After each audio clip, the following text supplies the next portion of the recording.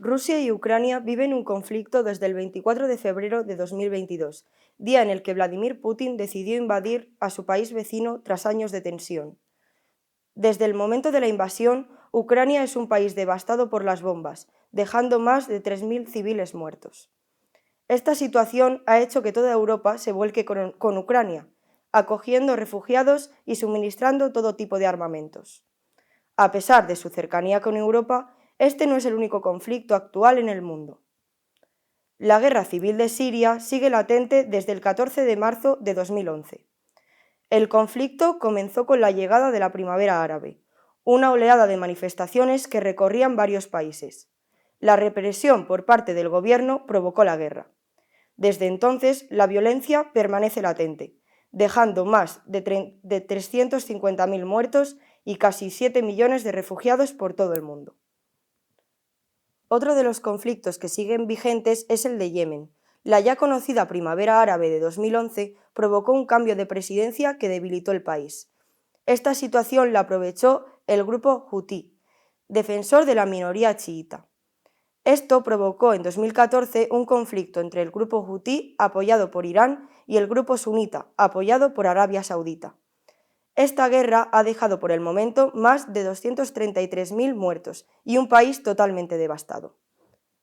Por último, se conocerá el conflicto de Etiopía, que desde el 4 de noviembre de 2020 azota la región de Tigray. Etiopía estaba dirigida por un violento grupo y dividida en regiones según ciertos grupos étnicos.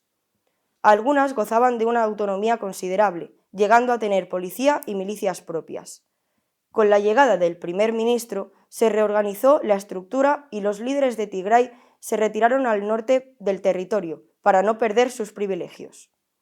A lo largo del tiempo, la tensión fue creciendo y el gobernador ordenó un asalto militar contra los dirigentes, lo que inició una guerra que 3 años después ha dejado más de 50.000 civiles muertos. Una vez conocidos estos casos, surge una pregunta. ¿El público conoce los 4 conflictos con la misma profundidad? Antonio Pampliega, un periodista que ha dedicado su vida a cubrir la situación en Siria, recalcó en el segundo Congreso Internacional de Periodismo que ser comunicador en estos países es frustrante. Denuncia que ir allí no sirve para nada fuera de los países en conflicto y manifiesta que la gente no se entera porque no quieren que nos enteremos.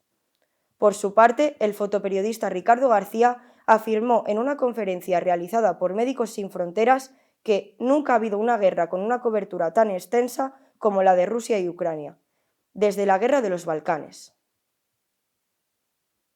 Sabiendo esto, se han realizado una serie de análisis para confirmar cuál es la manera en la que los medios de comunicación informan de las guerras tratadas anteriormente. Para cada caso, se ha revisado la jornada informativa de 3 medios de comunicación españoles: El País, RTVE y la COPE. Este proceso se ha repetido en 3 ocasiones para cada uno de los conflictos, al principio, a mediados y en la actualidad de estos. Para realizar esta investigación, se han valorado del 1 al 5 una serie de características como la importancia cuantitativa o la profundidad de la cobertura. Tras este análisis, se aprecia que el conflicto europeo supera a los demás en 18 de las 21 características estudiadas.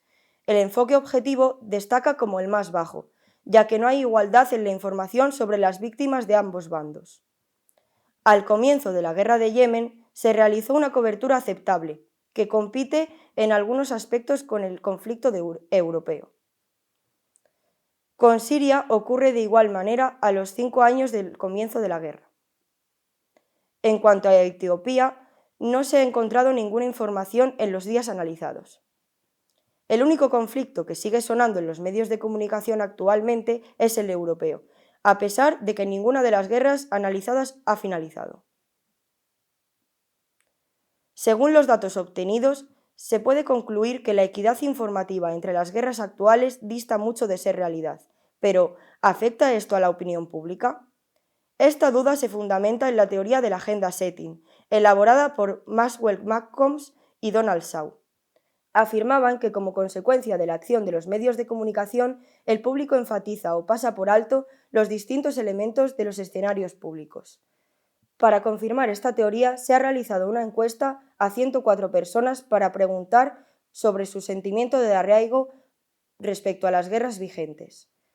La primera duda surgida ha sido la siguiente: ¿en qué conflicto piensa el público en primer lugar? La guerra de Ucrania y Rusia ha sido la respuesta del 79% de las personas encuestadas, lo que coincide con los resultados de la investigación anterior. Tras esto, se ha querido conocer si el público siente un mayor interés hacia la guerra de Ucrania. Las respuestas afirmativas y dubitativas suman casi un 54% de las respuestas. Para respaldar esta idea, se ha realizado una investigación en la página web Google Trends para así conocer cuál ha sido el conflicto más consultado en Google desde el 2011. La respuesta sigue siendo la guerra de Ucrania y Rusia, con un 82% de las búsquedas. Sabiendo esto, surge otra duda: ¿se hace distinción entre rusos y ucranianos?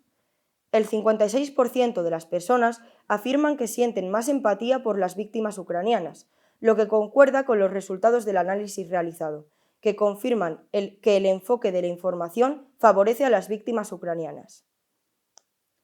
Una vez finalizada esta serie de investigaciones, se invita a los espectadores a reflexionar sobre cómo los medios de comunicación cubren los conflictos armados y, a la vez, sobre si esto afecta o no a la opinión que el público adquiere sobre ellos.